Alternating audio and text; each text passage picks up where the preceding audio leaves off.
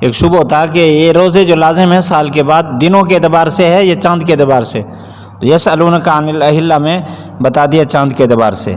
دوسرا، پہلے رکوع میں سیاست مدنی کا ذکر تھا، اب ملک گیری کے قوانین ذکر کیا گیا ہے۔ ملک گیری یعنی فتوحات، ملک گیری کے قوانین کا ذکر ہے۔ تیسرا ربط، پہلے حصول تقویٰ کے چند نسخے ذکر کیے تھے، یہاں بھی حصول تقویٰ کے نسخے بیان کیے جائیں گے۔ موضوع، ایثار جان و مال اور ملک گیری کے قوانین اور حج کے احکام، تین موضوع ہیں اس میں۔ ایثار جان و مال، ملک گیری کے قوانین، حج کے احکام۔ خلاصہ، رسوم جاہلیت کی تردید، التزام تقوی،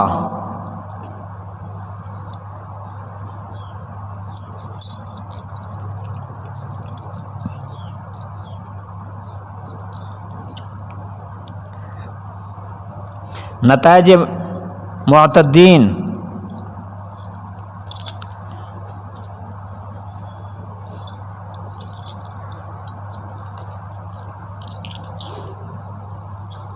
محل قتال کا بیان،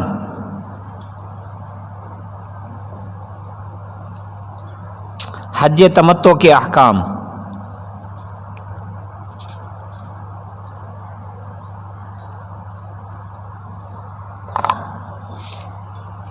یہ جو وَلَا تَأْكُلُوا أَمْوَالَكُمْ بَيْنَكُمْ ہے نا، اس کا بھی ماقبل کے ساتھ ربط ہے۔ فرمایا روزے رکھتے ہو تو مال حرام سے بھی اجتناب کرو ورنہ نیکی منظور نہیں ہوگی۔ یا ایک دوسرا ربط جو مولانا منظور احمد نعمانی صاحب بیان فرماتے ہیں وہ یہ ہے کہ پیچھے صیام موقت کا ذکر تھا، وَلَا تَأْكُلُوا میں صیام مؤبد کا تذکرہ ہے۔ پہلے خاص وقت میں نہیں کھانا، اب یہ خاص مال کبھی بھی نہیں کھانا۔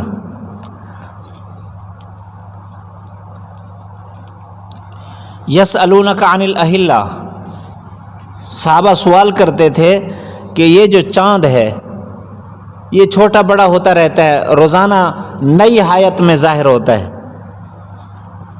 روزانہ نئی حیت میں ظاہر ہوتا ہے، نئی جگہ سے ظاہر ہوتا ہے، تو اس کی وجہ کیا ہے، اس کی کیا حکمت ہے اس کی تبدیلی کی؟ تو اللہ تعالیٰ نے ان کے سوال کے مطابق جواب دیا۔ فرمایا لوگوں کے تمام معاملات میں ٹائم ٹیبل یہی ہے، چاند۔ دین اسلام میں شرعی طور پر تاریخ میں چاند کا اعتبار ہے۔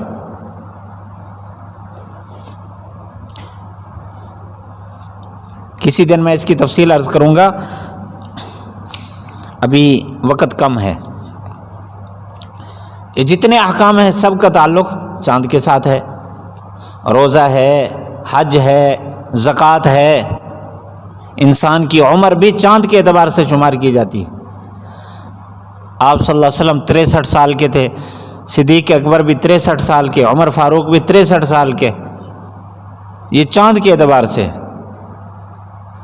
اللہ معاف کرے، یہاں تو ایک تو پہلے سورج کا اعتبار ہے، وہ بھی 1-2 سال پیچھے پوچھل اس کی کاٹ دیتے ہیں۔ لیس البر ان تولوا وجوہکم،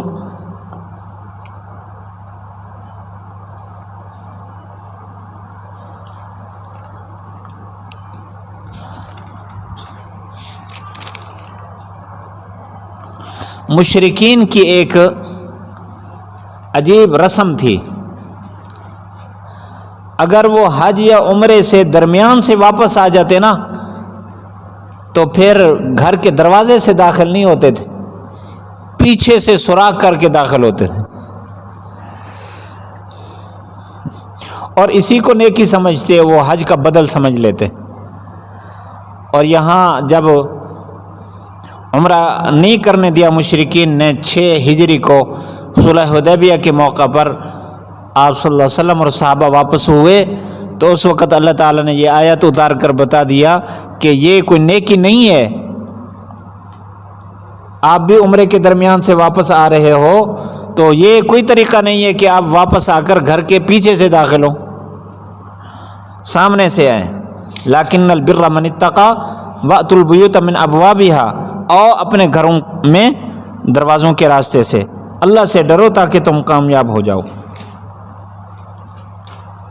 یہ وقاتلوا فی سبیل اللہ الذین یقاتلونکم، یہ آیات صلح حدیبیہ کے موقع پر اتری اسی وقت۔ پہلے تو طریقہ بتا دیا واپسی کا، اب ساتھ ہی واپسی پر یہ احکام نازل ہوئے تھے، کیونکہ عمرے پر انہوں نے آگے نہیں جانے دیا، تفصیل سورۃ فتح میں انشاءاللہ آئے گی۔ لیکن واپسی پر اللہ تعالیٰ نے مکہ کے فتح کرنے کی خوشخبری دے دی تھی۔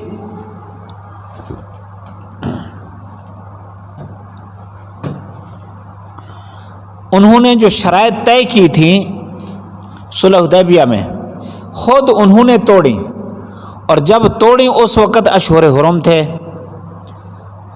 اشہر حرم 4 ہیں، ذوالقعدہ، ذوالحجہ، محرم اور رجب۔ یہ رجب میں واقعہ پیش آ رہا تھا،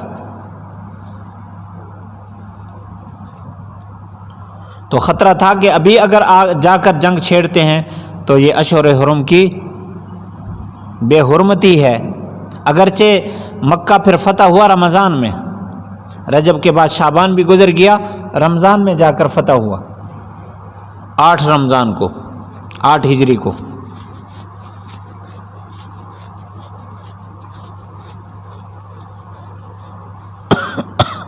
اللہ تعالیٰ نے یہاں فرمایا اللہ کے راستے میں جہاد کرو ان لوگوں سے جنہوں نے تم سے قتال کیا وہاں حدیبیہ کے موقع پر، ولا تعتدوا، حد سے تجاوز نہ کرو۔ حد سے تجاوز کا مطلب ہے کہ اشہر حرم کا خیال کرنا، یا یہ مطلب ہے کہ عورتوں اور بچوں کا خیال کرنا، کیونکہ قتال میں ان کو قتل کرنا جائز نہیں ہے۔ اللہ تعالیٰ حد سے تجاوز کرنے والوں کو پسند نہیں کرتا۔ وَقْتُلُوهُمْ، جہاں ان کو پاؤ ان کو قتل کرو، اور ان کو ان کے گھروں سے نکالو جہاں سے تمہیں انہوں نے نکالا۔ ایسی صورت میں مشرکین نے شور شروع کر دیا، منافقین نے، یہ تو بہت بڑا فتنہ آزمائش ہے۔ فرمایا شرک سب سے بڑا فتنہ ہے، اس قتل سے اور مرنے مارنے سے بھی زیادہ بڑا فتنہ ہے۔ وہ تو زندوں کو مارتا ہے شرک، ایمان جب ختم کر دیا، لوگوں کو مار دیا، نقصان دیا ہمیشہ کا۔ جزاک اللہ خیر۔ لیکن فرما دیا کہ مسجد الحرام، یہ حرم کی جو حدود ہے اس میں قتال نہیں کرنا۔ ہاں اگر وہ تم سے قتال کریں تو تم پھر ان سے قتال کرنا ہے۔ اور تفاسیر میں موجود ہے یہ روایت، آپ صلی اللہ علیہ وسلم نے فرمایا میرے لیے بیت اللہ شریف میں تھوڑی دیر کے لیے مسجد الحرام میں قتال کی جو حرمت تھی وہ اٹھائی گئی۔ جب مکہ فتح ہو گیا تو پھر اللہ تعالیٰ نے حرمت قیامت کے دن تک کے لیے اٹھا دی۔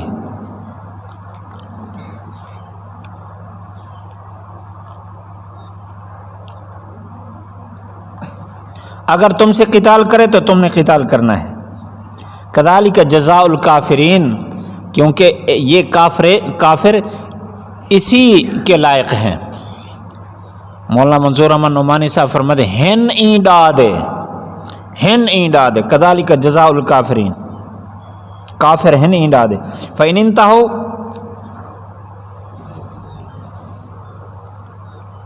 اگر وہ رک جائیں، اس کے بعد پھر فإن انتہوا کے بعد ایک اس کا معطوف بھی ہے، وَأَسْلَمُوا، اگر رک جائے اور اسلام لے آئیں تو اللہ تعالیٰ بخشنے والا رحم کرنے والا ہے۔ آگے فرمایا وَقَاتِلُوهُمْ حَتَّى لَا تَكُونَ فِتْنَةٌ، یہ مستقل حکم جاری فرمایا، اب ان کے ساتھ قتال کرتے رہو یہاں تک کہ یہ شرک ختم ہو جائے، دین صرف اللہ کا ہو جائے۔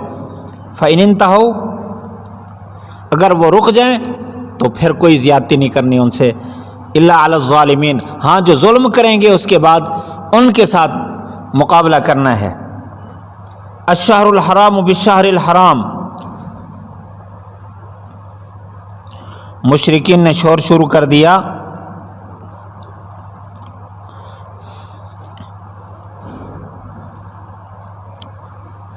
کہ دیکھو اشہر حرام میں یہ داخل ہو گئے مسجد الحرام میں، اشہر حرم کی انہوں نے حرمت نہیں کی۔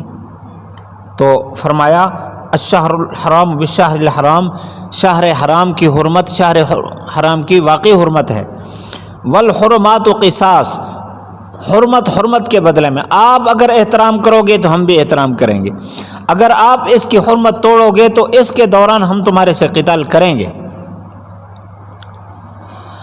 اکثر مفسرین تو یہ فرماتے ہیں کہ یہ جو اشہر حرم کا حکم تھا حرمت قتال کا، یہ منسوخ ہو چکا، لیکن بعض کا قول یہ ہے کہ یہ حکم من وجہ اب بھی باقی ہے۔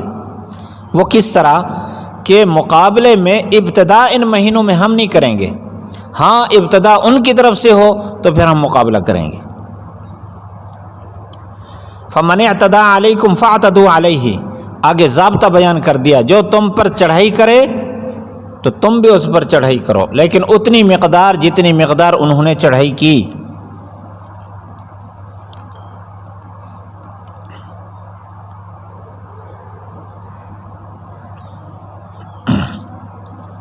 واتقوا اللہ واعلموا ان اللہ مع المتقین، فرمایا کہ لیکن اس صورت میں بھی اللہ سے ڈرنا اور تقوی اختیار کرنا زیادہ بہتر ہے۔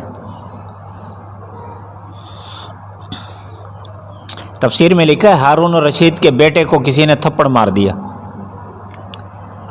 تو بادشاہ کے بیٹے کو تھپڑ مارا، بڑی بےعزتی، تو اس نے سب سے پہلے تو بدلہ لینے کا اس کو کہا، لیکن برابری کا بدلہ لینا ہے۔ جب دیکھا کہ اب یہ بدلہ لینے کے لیے تیار ہو گیا، پھر اس کو معافی کی ترغیب دے کہ معاف کر دیں، درگزر کر دیں، اللہ تعالیٰ درگزر کرنے والا ہے۔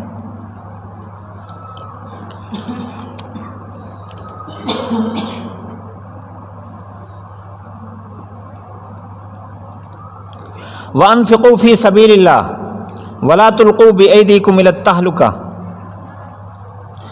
اس کا شان نزول لکھا ہے۔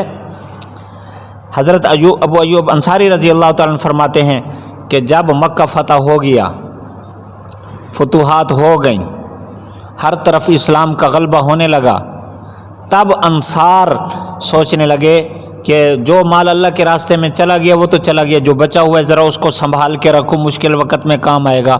اللہ تعالیٰ نے یہ آیت اتاری کہ نہیں، اللہ کے راستے میں خرچ کرتے رہو، بنا بنا کے نہ رکھو۔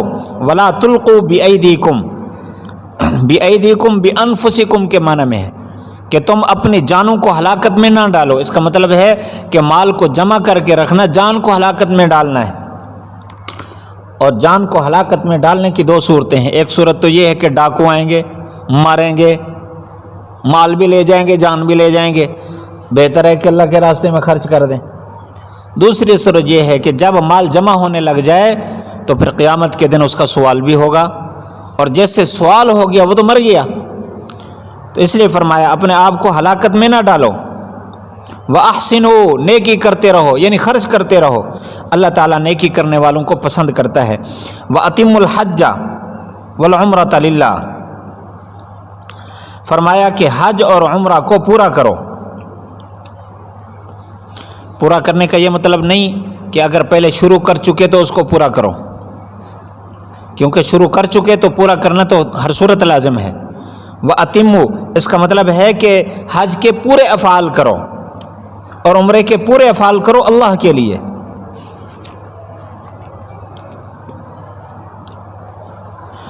آگے محصر فی الحج کے احکام، محصر فی الحج کے احکام ہیں۔ یہ احکام آپ تفصیل سے پڑھتے ہیں فقہ میں کہ اگر کوئی آدمی حج کا احرام باندھ کے جا رہا ہے، راستے میں رکاوٹ بن گئی، جیسے صلح حدیبیہ کے موقع پر بنی، عمرہ حج کا احرام ہے، تو وہاں حکم یہ ہے کہ ہدی بھیجے جو حدود حرم میں جا کر اس کو ذبح کیا جائے۔ جس دن ذبح کیا جائے گا اس دن یہ احرام کھول دے، بعد میں پھر اس کی قضا کرے۔ یہی حکم ہے کہ جب تمہیں روک دیا جائے تو جو میسر ہو ہدی سے اس کو آگے بھیج دو۔ یہ فعلیکم، مستیسرا فعلیکم مستیسرا من الحدی، فعلیکم محذوف ہے. ولا تحلقوا، اس وقت تک اپنے سر کو نہ منڈاؤ جب تک تمہاری وہ ہدی محلہ، یہ ظرف کا صیغہ ہے، حلال ہونے کی جگہ، اترنے کی جگہ، یعنی ذبح ہونے کی جگہ نہ پہنچ جائے. اس کا مطلب ہے ذبح نہ ہو جائے. فمن کان منکم مریضا، احرام کے کچھ احکام بیان کر رہے ہیں کہ احرام کی حالت میں کوئی مریض ہو گیا اور اس کو کپڑے پہننے کی، نہانے کی، خوشبو لگانے کی ضرورت پڑ گئی، یا اس کے جسم پر جوئیں آ گئیں، سر میں جوئیں آ گئیں، تو یہ جو پیچھے ہے کہ فلا تحلقوا رؤوسکم، پھر سر کو حلق نہیں کرانا. اب کیا کریں؟ سر میں جوئیں پڑ گئیں، خارش ہو گئی، دانے نکل آئے، مصیبت بن گئی. ادھر احرام میں تو سر نہیں مڈانے کی اجازت. تو فرمایا فحلق یہاں محذوف ہے، تو وہ حلق کرا لے. اگر کوئی مریض ہو جائے یا سر میں اس کے کوئی تکلیف ہو جائے تو فحلق، حلق کرا لے، لیکن پھر فدیہ بھی ادا کرے. ففدیۃ من صیام، فدیہ کی 3 صورتیں بتائی اس صورت میں. یا تو روزے رکھے، صیام صوم کی جمع ہے 3 روزے، یا صدقہ کرے، اور اس کا حکم تیسری اور جگہ پر ہے 6 مساکین کو، 10 مساکین، 6 مساکین، 6 مسکینوں کو کھانا کھلائے، یا پھر نسک قربانی کرے، دم دے. 3 صورتوں میں سے ایک صورت میں اختیار ہے. او ذکر کیا ہے، تینوں میں سے جو بھی اختیار کرے. فَإِذَا أَمِنْتُمْ، جب مرض سے امن ہو جائے یا کسی بھی تکلیف سے امن ہو جائے تو پھر فَمَنْ تَمَتَّعَ بِالْعُمْرَةِ إِلَى الْحَجِّ، یہاں حج تمتع کا ذکر ہے. حج کی 3 قسمیں، حج افراد، حج تمتع اور حج قران. حج افراد تو یہ ہے کہ باہر سے حج کا احرام باندھ کر کے ہی نکلے اور حج کر کے فارغ ہو جائے. اور تمتع یہ ہے کہ عمرے کو حج کے ساتھ ملا. اس کی 2 صورتیں ہیں. ایک صورت یہ ہے کہ یہاں سے عمرے کا احرام باندھ کے جائے، ساتھ ہدی لے جائے. اس کے لیے عمرہ احرام کھولنے کی اجازت نہیں ہے. 7ویں کے دن حج کا احرام اس کے اوپر باندھ کر پھر حج کے احکام آگے پورے کرے. دوسری صورت اس کی یہ ہے، اگر یہاں سے ہدی لے کے نہیں جا رہا تو پھر صرف عمرے کا احرام باندھے اور وہاں جا کر عمرہ کر کے احرام کھول دے. پھر 7ویں کو 8ویں کو حج کا الگ احرام باندھ کر آگے حج کرے. اور حج قران یہ ہے کہ یہاں سے عمرہ اور حج دونوں کا احرام کٹھے باندھ کے نکلے، پہلے عمرہ کرے پھر حج کرے. ان صورتوں میں آخر میں پھر لازم ہے. تو حج تمتع اگر کرے گا تو اس پر ہدی واجب ہے. تو فرمایا فمستیسر من الہدی فعلیہ مستیسر من الہدی، اس پر جو ہدی لازم ہے وہ پوری کرے، وہ ادا کرے. فمن لم یجد، جو نہیں پاتا تو 3 روزے رکھے. یعنی اگر کسی کے پاس وسعت نہیں ہے ہدی کو ذبح کرنے کی، ہدی ذبح کی جاتی ہے 10 کو، کنکریاں مارنے کے بعد پہلے قربانی اور اس کے بعد پھر سر منڈائے گا. اگر نہیں طاقت رکھتا تو 3 دن روزہ رکھے، 7، 8 اور 9 ذوالحجہ، ان کو روزہ رکھے. پھر اس کے بعد 7 روزے اذا رجعتم، اس کا صلہ محذوف ہے، اذا رجعتم من الاحکام، جب احکام پورا کرنے سے کر کے واپس آ جائے. اذا رجعتم الی البیت نہیں ہے، لہذا احکام پورا کرنے کے بعد وہیں 7 روزے رکھ لے تب بھی ٹھیک ہے، گھر آ کر واپس روزے رکھے تب بھی ٹھیک ہے. یہ 10 روزے پورے ہو گئے. ذالک لمن لم یکن اہلہ، فرمایا یہ حکم تو اس کو ہے جو مسجد حرام میں، اس کو نہیں ہے جو مسجد حرام میں وہاں رہتا ہے. یعنی میقات کے اندر رہنے والوں کو یہ حکم نہیں ہے، یہ باہر رہنے والوں کو ہے. واتقوا اللہ واعلموا ان اللہ شدید العقاب، ڈرو اللہ سے، اللہ تعالیٰ سخت عقاب والا ہے.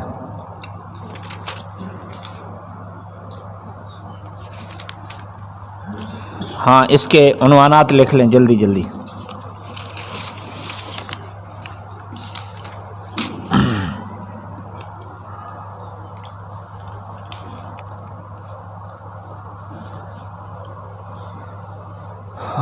یسألونک عن الاہلہ، حکمت اہلہ،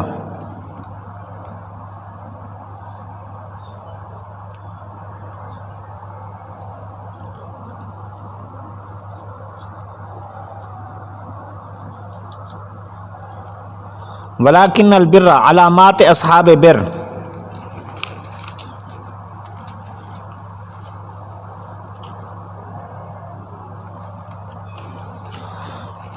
وأتوا البیوت من ابوابها، اصول فوز للمؤمنین،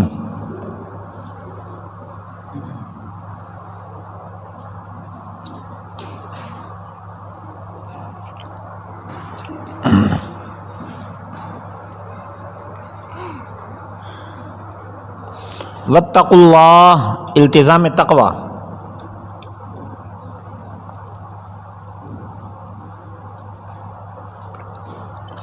تفلحون، نتیجہ تقوی،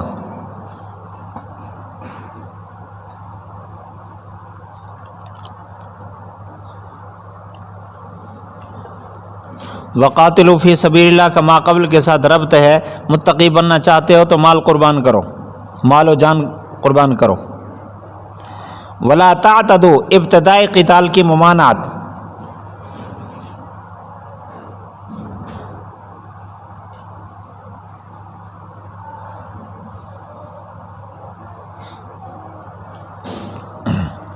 وقتلوہم، قتل محاربین کی اجازت، قتل محاربین کی اجازت و تاکید،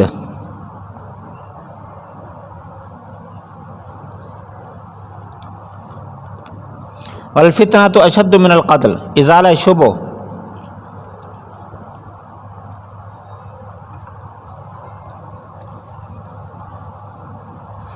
ازالہ شبہ ہوتا تھا، قتل تو بڑے غلط چیز ہے، فرمایا شرک اس سے بھی بڑا غلط ہے، ولا تقاتلوا، ممانعت توہین مسجد حرام،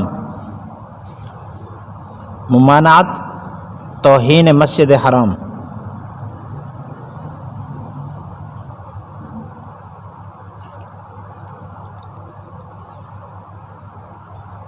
ماشاءاللہ آج تو دل خوش کر دیا انہوں نے، ادھر اب ان کو خوشبو لگا،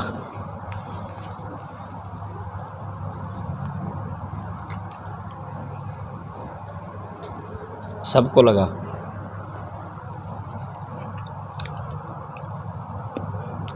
فَإِنْ قَاتَلُوكُمْ، مدافعانہ قتال کی اجازت، فَإِنْ قَاتَلُوكُمْ، مدافعانہ قتال کی اجازت،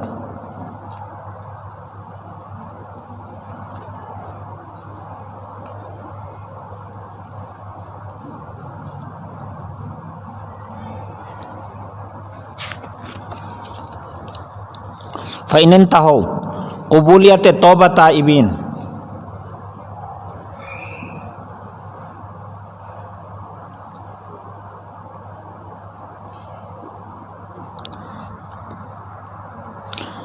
غفور الرحیم، وسعت مغفرت باری،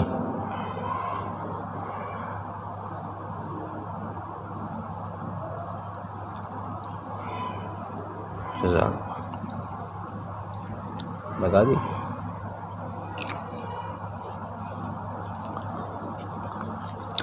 وقاتلوہم، غرض اصلی قتال فی سبیل اللہ،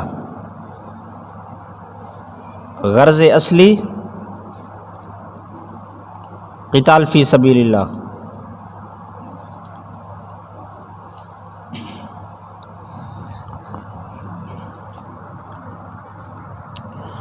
اچھا فَإِنْ انتہوا، قبولیت توبہ، اگلا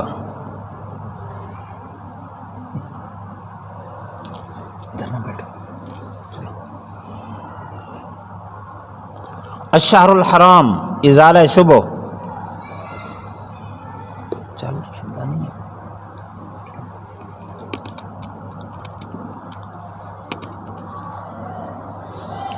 فمن اعتدى، قانون شکنی کے نتائج،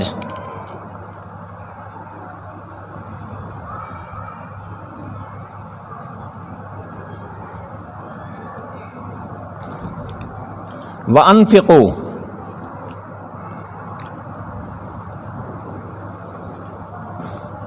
انفاق فی سبیل اللہ کی ترغیب،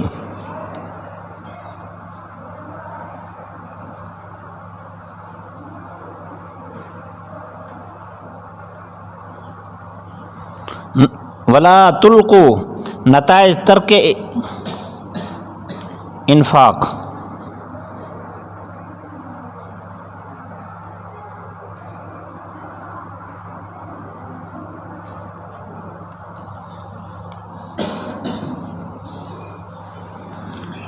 فَإِنْ اُحْصِرُوا محصر فی الحج کے احکام،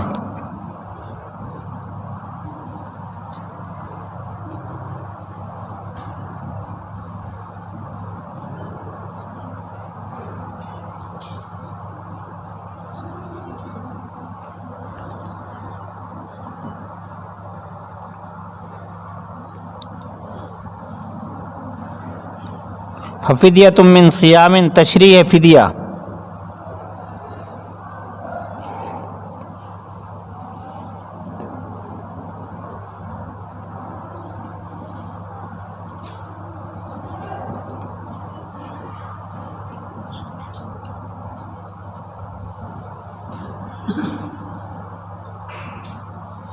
فصیام ثلاثۃ ایام، مقدار صیام، ذالک لمن لم یکن مستحقین تمتع کا بیان، یہ تمتع ان کے لیے نہیں ہے جو مسجد الحرام میں رہتے ہوں، مستحقین تمتع کا بیان، کتنا چیزیں حل ہو جاتی ہیں عنوانات سے۔ وَاعْلَمُوا أَنَّ اللَّهَ شَدِيدُ الْعِقَابِ، عظمت باری و شدت گرفت خداوندی،